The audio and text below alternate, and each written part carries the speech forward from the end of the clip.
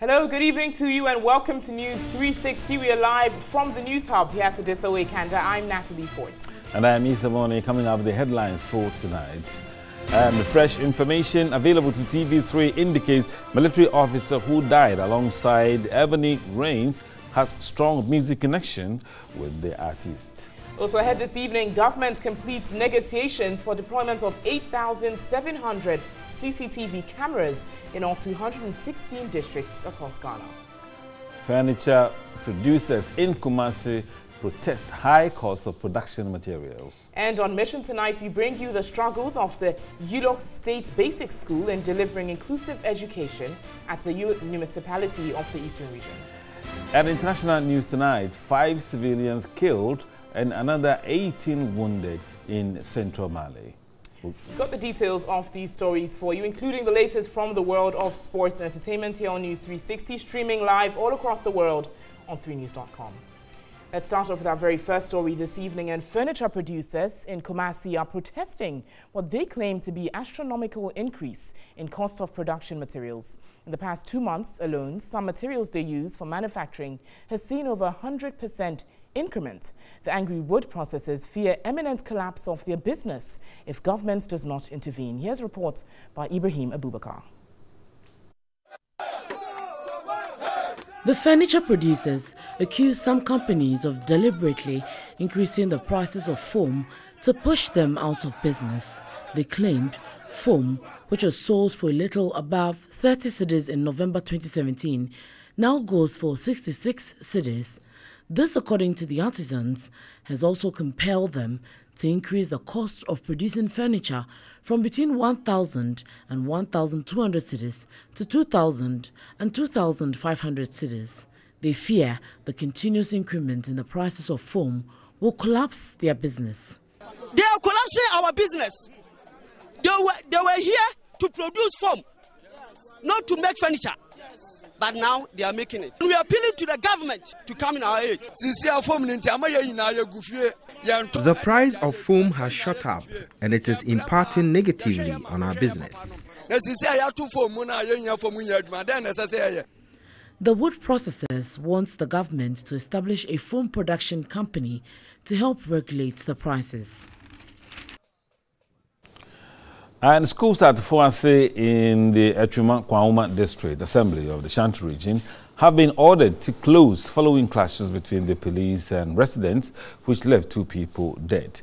Wednesday evening's clashes erupted when police attempted to prevent irate youth from engaging in violent demonstrations against the relocation of the district capital from Fuase to Twediɛ. Here's a report by Benjamin Edu. The Etrimang-Kwauma district was carved out of the Bosomtwe Etrimang-Kwauma district almost a decade ago. The district capital was sited at Fuase, but a court ruling in 2012 directed that the capital be relocated to Twediɛ. District Chief Executive Nanawa Chiriteria on Wednesday visited the Fuase Hene's palace to inform him about preparations to move the new district capital to Twediɛ. Minutes later, angry residents of Fuase trooped to the district assembly office and disrupted work. They blocked the main road leading to the town, locked up the DCE and vandalized property. The police dispatched 2 teams to the town to restore order. 2 residents died from gunshot wounds, while 15 others, including police personnel, were injured in clashes which ensued between the residents and police. A day after the incident, the district assembly office block and schools at Fuase remained closed.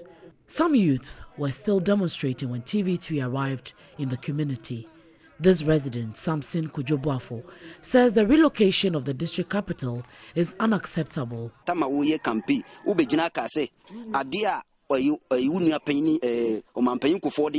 president should resolve this issue amicably.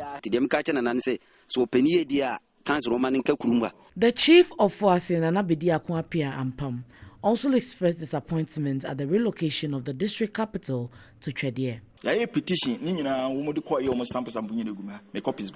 authorities must come together to ensure the matter is resolved peacefully. Security has been beefed up at the District Assembly office block and along major streets within Fosse to avert further violence.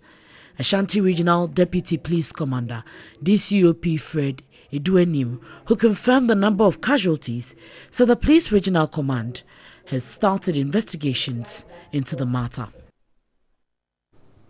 On to some other stories. Trial for the 5 out of the 7 suspects alleged to have gang-raped a teenager at Bantama in Kumasi has been rescheduled to commence on Wednesday, February 14.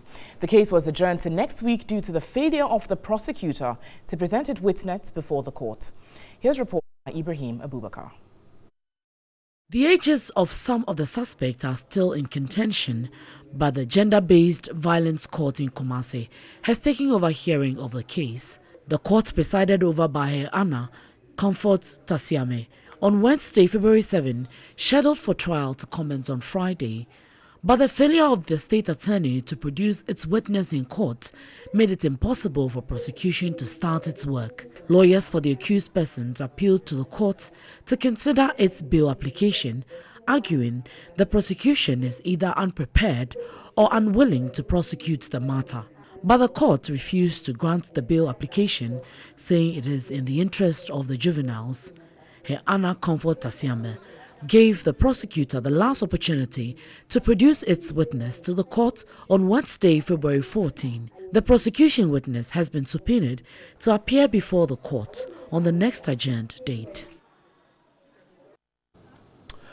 And government has completed negotiations for the deployment of 8,700 CCTV cameras in all 216 districts across the country. The CCTV cameras in the Alpha Project Phase 2 will be linked to 3 command centers in Accra, Kumasi and Tamale to fast-track crime detection and crime fighting processes. The state of the nation's security has come under public scrutiny following the spate of targeted killing of police and other security personnel on lawful duty. Lack of logistics, equipment, and appropriate infrastructure, among others, came to fore in the public discourse. But the government of President Akufo-Addo says these challenges would no longer be the case. In line with our plans to equip the police better, at least the rollout of Phase 2 of the Alpha Project, which will involve the deployment of 8,700 CCTV cameras in all 216 districts, with 3 command centers in Accra, Kumasi, and Tamale. The President, in his message at the commissioning of the Police Cadet Corps 47, read for him by the Vice President Alhaji Dr. Baumia, touched on plans to retool the police. 1,000 new vehicles will be procured for the service this year. Resources have been allocated for police kits, including protective gear and adequate quantities of other essential equipment, including guns and ammunition. The Vice President, however, admonished the police against abuse of power. Remember, you are mandated by the Constitution of the Republic to perform your traditional role of maintaining law and order. You are thus not to use your position to antagonize or harass the very citizens whose sacrifices have made your training possible.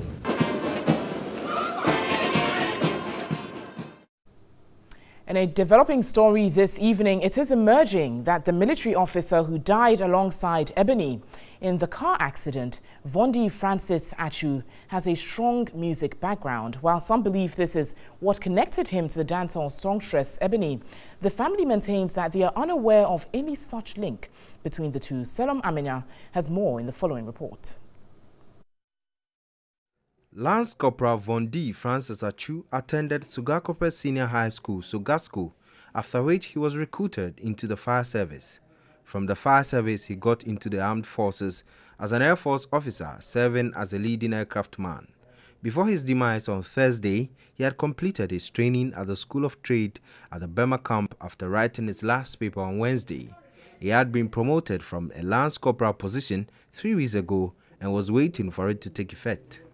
TV3 sources indicate that the body arrived around 8:30 p.m. on Friday and was received by his direct commander, 3 of his colleagues and some family members.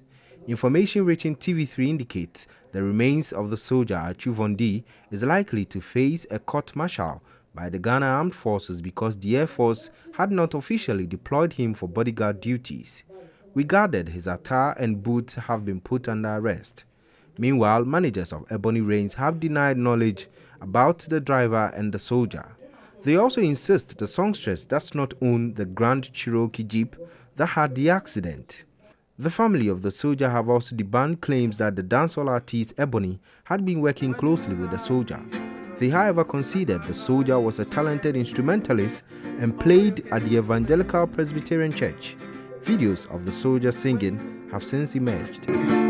All around in yourself, they will help you feel okay. When you pray for strength to help you carry on. The troubles come your way.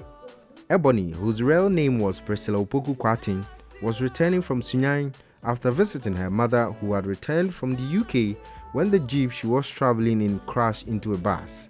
Ebony was traveling with 3 other people when the accident occurred, killing everyone but the driver.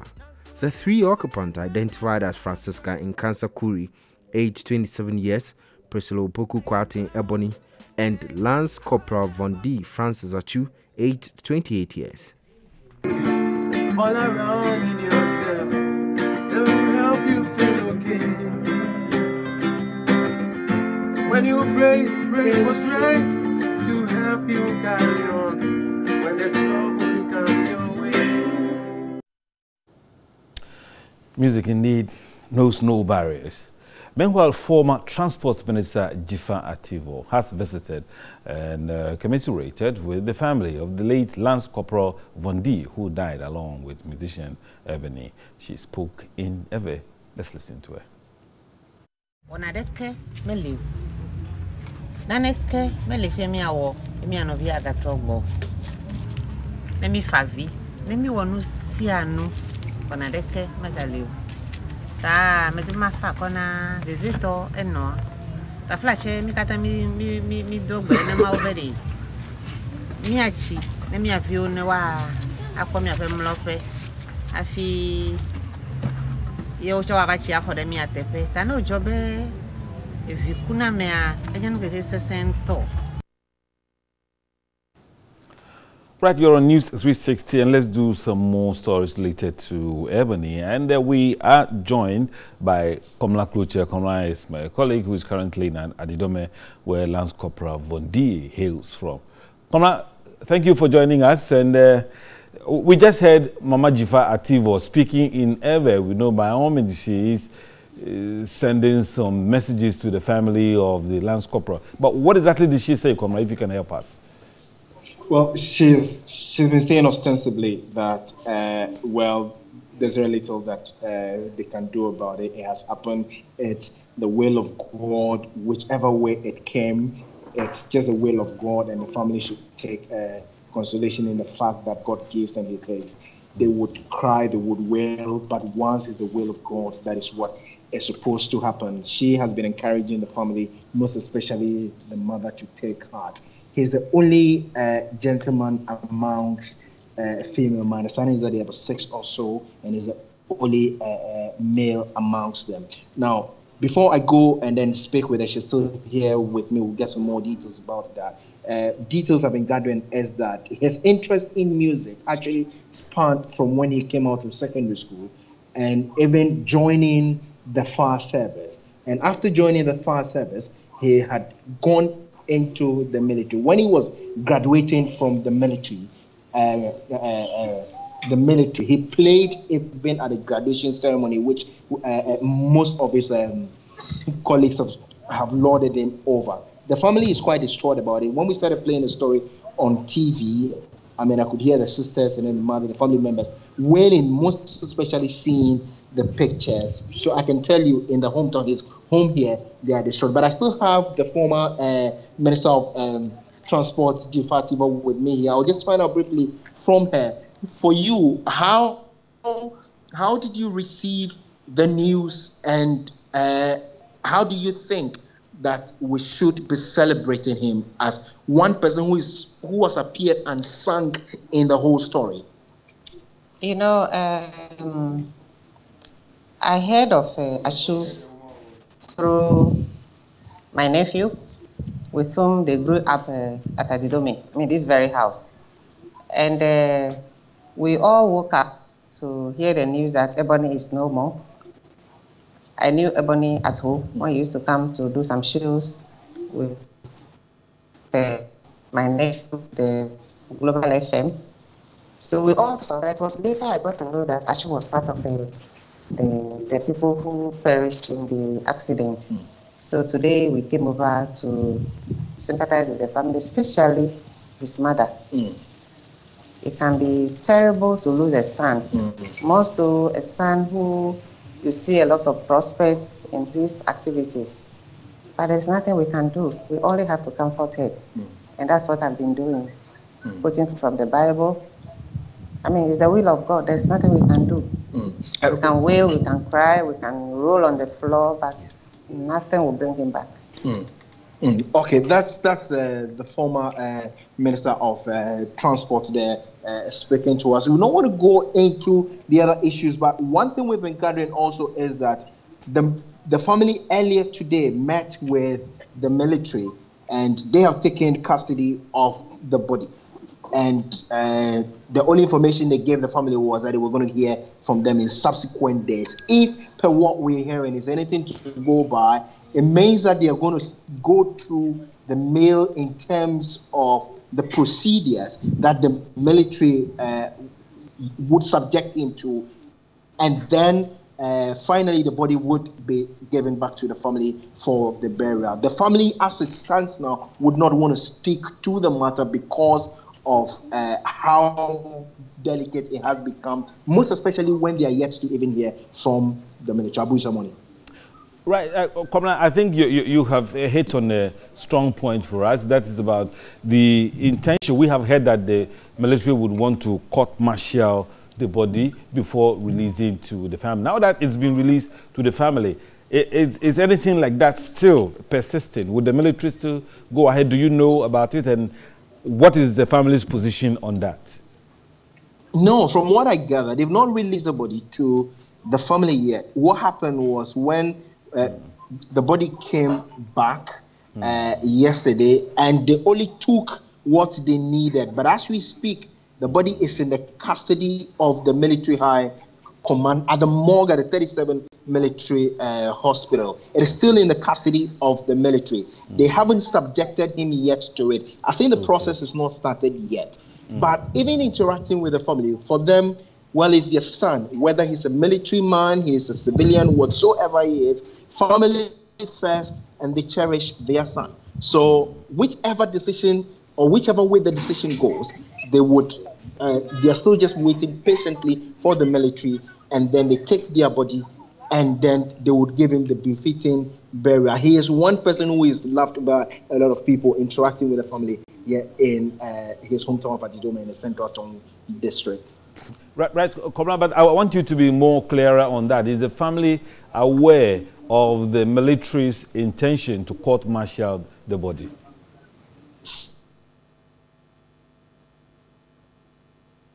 Well, technology, is not really helping that much.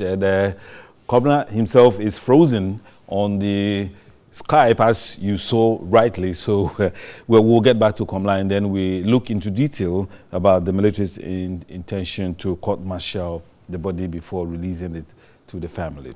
Now to the other stories on the bill tonight. Tension is brewing at the Binduri district of the Upper East region over the location of the district assembly. Residents are cautioning government to rescind its decision to relocate the assembly block from Binguri to Binduri. Right. The Binduri district was created in 2012, with its assembly block temporarily closed down at Bazwa owing to lack of accommodation. The assembly block was relocated to Binguri in 2014. However, government is again proposing its relocation to Binduri. The regional minister called on me and told me that he had come to inspect a land for the construction of an office for the Binduri District Assembly. I applauded that initiative. I thought it was an additional office for the assembly. To my surprise, he told me it wasn't so. When this government assumed the reins of power, some elements of the new patriotic party in the Binduri constituency started scheming for the relocation of the district administration from Binguri to Binduri. Roxanne Ayine Bukari stormed the Binduri Chief's Palace with a battalion of military and police officers on the 1st February 2018 to reinforce what we all thought was a joke. At a press conference, residents explained they were shocked at government's decision to relocate the assembly.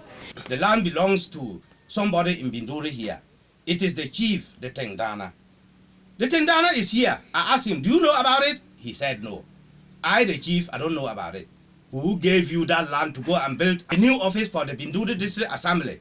They couldn't answer it. It is not about politics. It is not about tribal sentiments who want to throw Binduri into chaos, into fire. And I will not accept it.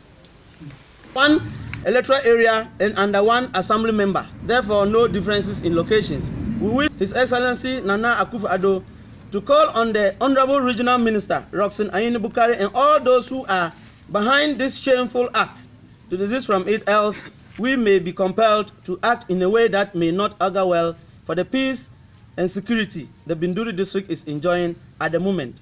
Chief Akoli Bila and his subjects want the decision reversed. You're still live here on News 360. Next is our mission segment. This is our mission segment brought to you by Star Ghana with support from UK Aid, Danida and the European Union. On to our very first story this evening. Lack of learning materials and parental support are hindering inclusive education at the Yulo State Basic School in the Yulo municipality of the Eastern region. The school, which also provides inclusive education, is struggling to support children with special needs.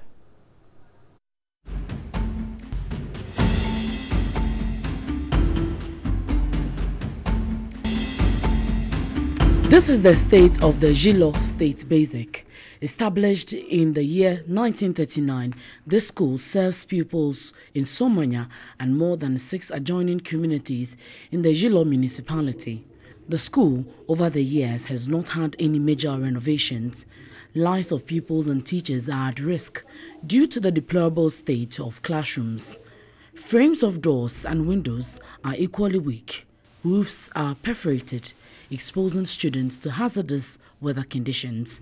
School authorities are forced to abruptly end classes whenever it threatens to rain. We are afraid, as we hear from elsewhere, that building has collapsed on some children. We don't want that episode to happen to us here. And so when the weather is threatening to rain or the storm, then we have to evacuate the pupils from P1, P2, P3 to the upper primary. But when the situation becomes severe, then we have to close them to go home. And it's affecting academic work. Yulo State School is the only educational facility in the municipality that's set up to provide inclusive education. Persons with special needs have been separated from the mainstream. The school used to have an enrollment of 17 pupils with special needs. However, 10 pupils have dropped out of school due to limited parental support and feeding challenges. If you were to be having food for the children, it will help them to come more. When we go to their houses, the parents normally ask us, teacher, this year, then I'll be my teacher, then I'll be my banum, and then I'll be my. You could see that even the parents want to be depending on us. If you go to some houses,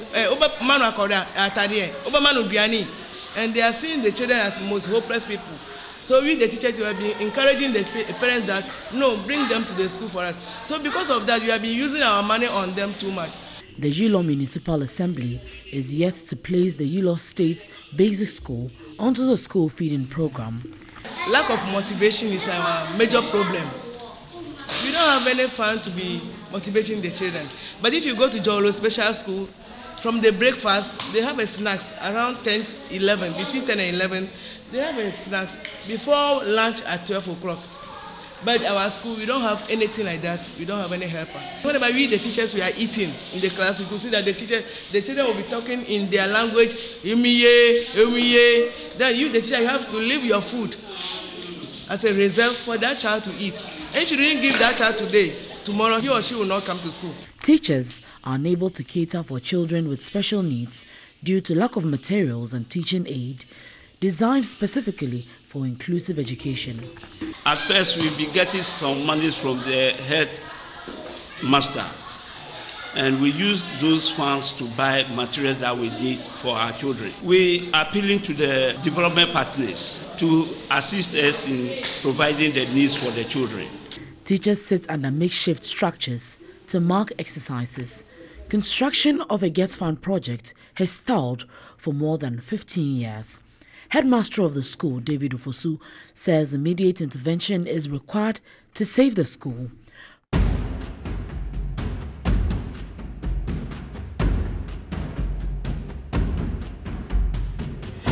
This is not the original plan, but since there is none, we have improvised this to be using it temporarily. Prosper Tugamekbo is the engineer for the Yulo Municipal Assembly. We deal with the budget. If things are not in our budget, we find it very difficult to implement it.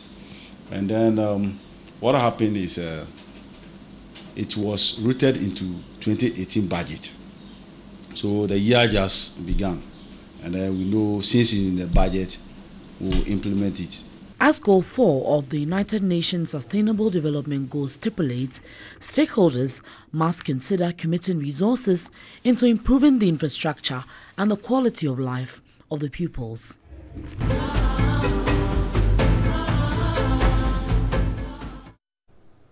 Rather worrying one there, but let's turn to healthcare now, as construction of a CHIPS compound to provide healthcare for residents at Tetegu in the Gar South municipality has stalled at the roofing level. The building has currently been taken over by townfolk. The construction of CHIPS compound is said to have commenced by the former NDC parliamentary candidate for Wejagbawe, Obobia Opoku-Darko. The project is believed to have been funded by the 10% salary cut of the ministers under John Mahama's government. However, the project, which comprises the accommodation for staff, diagnostic center, have stalled at the roofing level for close to 2 years. This project was started somewhere September 2016 to sustain the women and the children in the area, because we don't have any clinic around. So in the CHIPS compound policy, we were lucky to have one, but due to the change of government, the project couldn't continue till now. This has paved way for people to illegally occupy the structure. At about 9:45 Saturday morning, when the news team again visited the facility, the occupant had vacated the building. From July last year, there was a massive flood, which we even resorted to press conference and other things. And during that time, the whole area, the whole community was flooded. And so those of them who couldn't get a place to, perch for the meantime, just ran into this place for shelter. And that was all. Nobody rented the place out. Nobody gave the place out to anybody.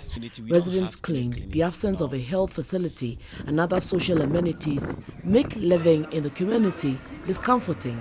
Another resident who corroborated hardship endured by residents wants immediate intervention. Maunyaga Atukwa is the unit committee chairman for the Oblogo Tetegu electoral area. From the community here up to the junction, there's no clinic at all. So whenever there is a problem, unless we go all the way to the Gan South Municipal Hospital, which is the Akawe, located at Makati Junction. Deputy Minister for Health Tina Mensah, who is also a member of parliament for Wejagbawi, claims not to be aware such a facility exists. I never knew there was anything like that. I got to know this through the media. I went to the assembly. Assembly said, no, it is not on their records that there is any project. But all that they also heard was what I heard my opponent saying, that she was collecting those 10% from the Flagstaff House directly to come and do this project. So I don't even know the contractor who is handling this. She indicated plans to ensure it is completed. I'm looking forward to make this place a modern community-based post. I wouldn't like to promise that social is no time, but now that I've started coming here, now that I've seen where the situation is, we're going to sit down and then we carry it on from there. Open defecation coupled with reckless disposal of garbage in parts of Tetegu community is worsening their sanitary conditions.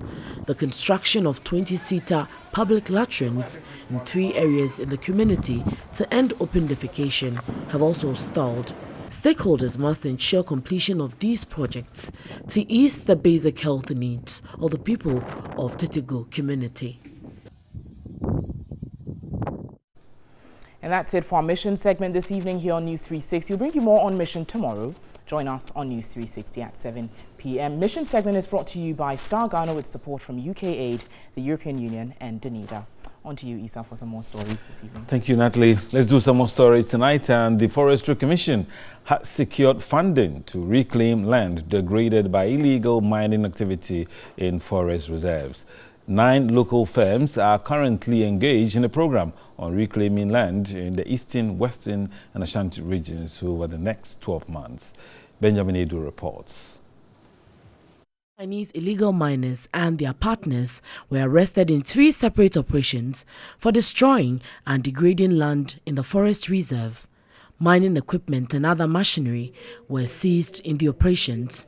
Residents of Kobro, a farming community within the reserve, are constantly affected by the dangers inherent in Galamsey operations. They often fall into uncovered pits. Some lives have been lost. The Akwemuhini of Bekwai Traditional Council, Nana Ntiamwa Amanku III, highlighted the plight of farmers and community members. A number of my people have lost their lives and many are injured. The 3,470 hectare Pamprama Forest Reserve falls under the reclamation exercise. The board and management of the Forestry Commission and members of the Parliamentary Select Committee on Lands and Natural Resources have been touring the reclamation sites in the Ashanti region. Chief Executive Officer of the Forestry Commission, Kojo Uswefriye, debunked allegations that illegal mining is still going on in the area. Everywhere that you go, it's all Sir John is destroying our business. Sir John is destroying our business. Because this time they are not getting the chainsaw operators bringing the logs to them. We will arrest all of them. But beyond that, we had some challenges to do with our forest guards. And so this month, indeed, we're employing about 15,000 people. Half of them will be forest guards. A board member of the commission, Henry Kwabena Kukufu, gave an overview of the operation so far. The next step will have to do with restoration, and that will be planting. And you don't do any planting as just like that. You need to look at nitrogen fixing plants so you can bring back the soil to life. The Apamprama Forest Reserve in the Amansia Central District is one of the many forest reserves in the Ashanti region affected by the activities of Galamsey operators. Well, you're still live here on News 360 from the News Hub at Adisa Wakanda. We've got some sports news with Yao Fosulabi in a few moments' time. Stay with us. Let's do some more stories before we join the sports team. The Ghana-Togo Solidarity Movement has called on the President, Nana Addo Dankwa Akufo-Addo, to intervene in the ongoing political standoff in Togo. The convener for the movement, Bernard Mona, at a meeting in Accra, says the President must intervene in order to prevent Ghana becoming a home of Togolese refugees. The various factions in the ongoing Togo crisis are expected to resume talks on the 15th through to the 19th of February. The Ghana-Togo Solidarity Movement, at a news conference on Saturday, called on the president of Togo, Faure Gnassingbé, to step down. The convener of the group, Bernard Mona, says President Akufo-Addo must intervene to save more Togolese from trooping into Ghana because of the crisis. It is also important that even as we have been told that the Togolese are going to enter into some negotiation with Ghana as the chair of that mediation level, that with immediacy we call for the release of all political prisoners that are currently languishing in horrible conditions in jails in Togo to be freed. The president of the Party of Democrats in Togo, one of the representatives of the groups of 14 political parties in Togo, Nicodème Ayao Habia, says there is only one proposal they are going to put on the table, and that is Faure Gnassingbé must step down. Faure Gnassingbé never won an election in Togo, so we want him to go. So we want this constitution back to have fair and transparent election in Togo. In some other stories, the Minister for Sanitation and Water Resources, Joseph Kofi Adda, says government owes waste collectors in excess of 900 million Ghana cedis and efforts are underway to pay them. The president on Thursday promised to spend an amount of 200 million Ghana cedis on sanitation in an attempt to improve cleanliness in cities across the country. Given a breakdown of this amount, the minister says part of the money would go into clearing contractors' arrears. The president, in his second State of the Nation address, said government would devote 200 million Ghana cedis to sanitation, describing as unacceptable the fact that our cities have been engulfed by filth. Apart from the systematic efforts being made to resolve the legacy of inherited debts in the sector, government will spend this year an amount, exceptionally, of 200 million cedis to address the vexed issue of sanitation. Speaking to TV3 in an exclusive interview, the Minister for Sanitation and Water Resources, Joseph Kofi Adda, gave a breakdown for disbursing the 200 million Ghana cedis and areas where this money would be spent. He mentioned part of it would be used to pay arrears owed contractors, which is in excess of 900 million Ghana cedis. When we had a press conference last year, there was close to 900 million cedis that we had to pay. And that ranged from paying the sweepers to those who are collecting the waste to those who are actually managing the landfill sites. There's a whole lot. Yes, we agree in principle we owe. Whether those are bona fide bills or not, we have to interrogate those ones very carefully. The CEO of Tidy Up Waste Management Company says the huge amount owed contractors has resulted in a backlog of waste. As I speak now, we have a huge outstanding bills that is not paid. And if this continues, then it will be very difficult for us to get this thing, done. With Accra engulfed by filth, the newly appointed minister has come under intense scrutiny, with many questioning why he has not been able to get rid of filth after more than 1 year in office. It's happened in many places. Ministers have been criticized left, right, and center. That's the name of the game. When you're a minister, you open to the public. So you take that.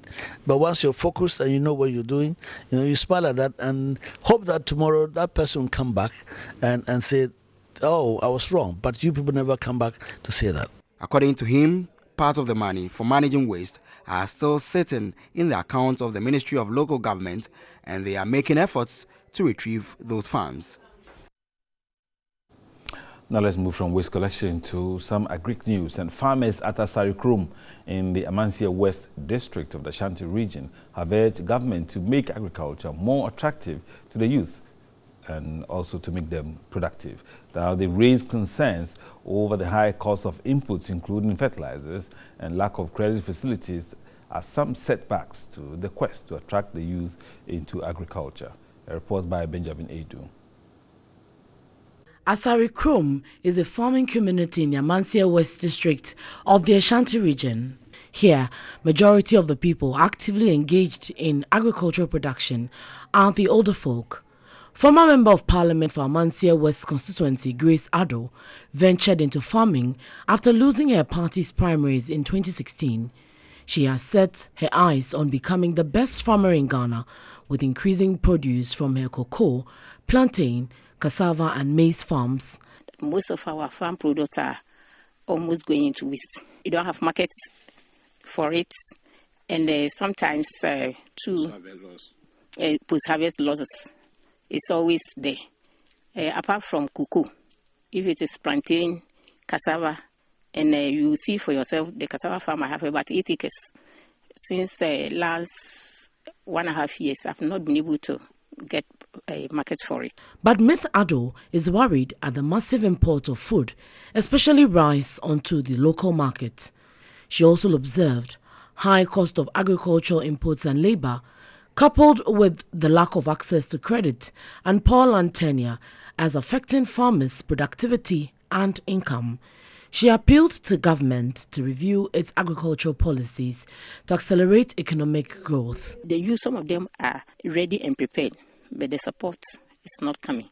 So when they are dealing with some of these issues, they should come down to the grassroots.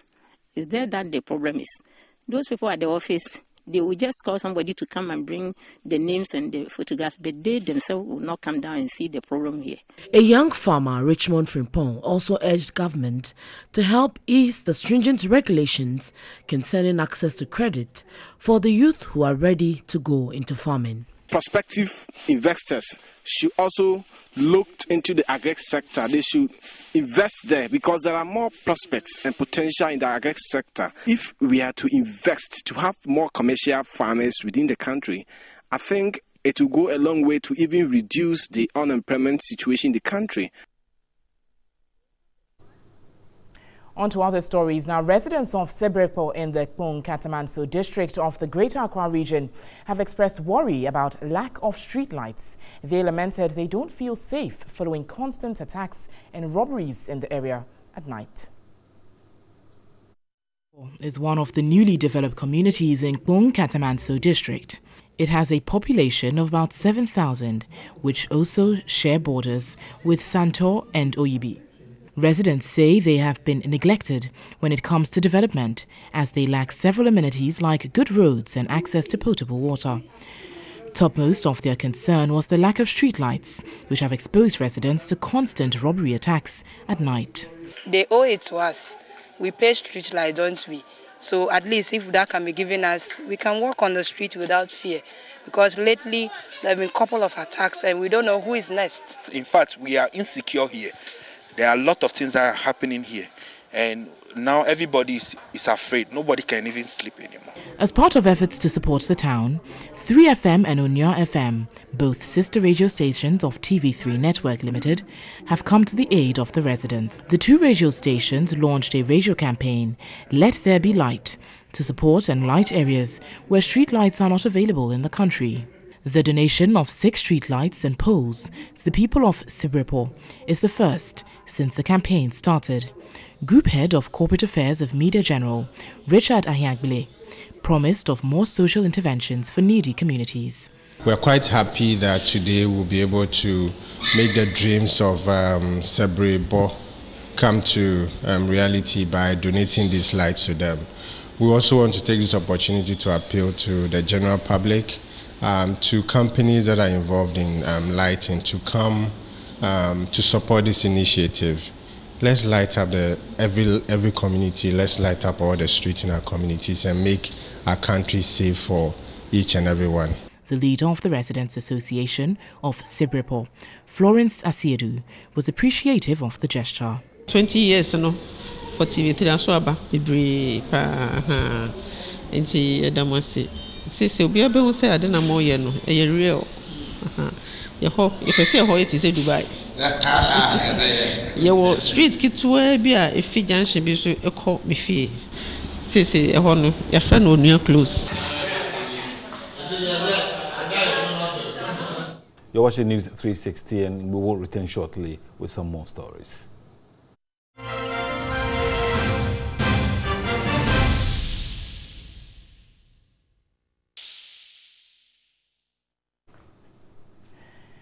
Now, in international news this evening, 5 civilians have been killed and another 18 wounded in central Mali when their passenger vehicle struck a landmine. The incident comes 2 weeks after 26 travelers died in a similar incident in the area.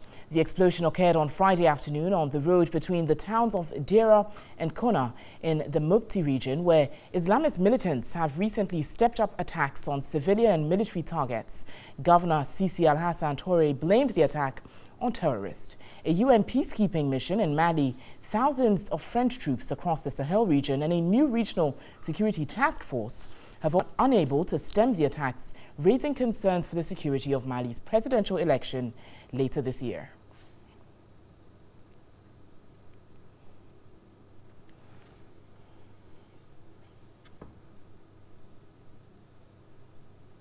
And residents of Cape Town in South Africa are rejoicing and thanking God after forecasts turned out to be true and rain fell in the region. The drought hit city Friday nights. 0.3 inches was long desired. Residents of the city have been under orders to save water meticulously to avoid the city's taps running dry. There's a very real chance that Cape Town will simply run out of water. The city has had low rainfall for 3 days. In January, local authorities slashed residents' water allowance to 50 litres each day. Now, instead of April, day 0 is projected to arrive on May 11.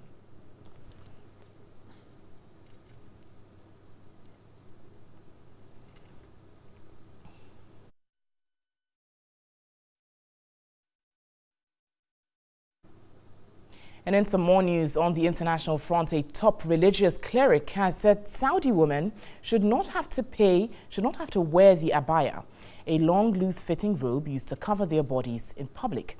Now, Sheikh Abdullah Al-Mutlag, a member of the Council of Senior Scholars, said women should dress modestly, but this does not mean wearing the abaya. Saudi women are currently required to wear the garment by law. The cleric's intervention comes amid moves to modernize Saudi society and relax the restrictions on women. It's the first time a senior cleric has made such a statement, which may form the basis of Saudi law in the future.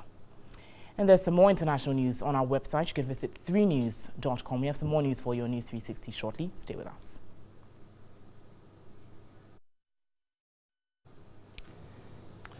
Well, and that ends the News 360 tonight's edition. Of course, I'm sure there'll be more news on News at 10 later tonight. You can also get some updates on 3news.com. My name is Issa Boni. And I'm Natalie Ford. Thanks so much for watching. Have an incredible evening.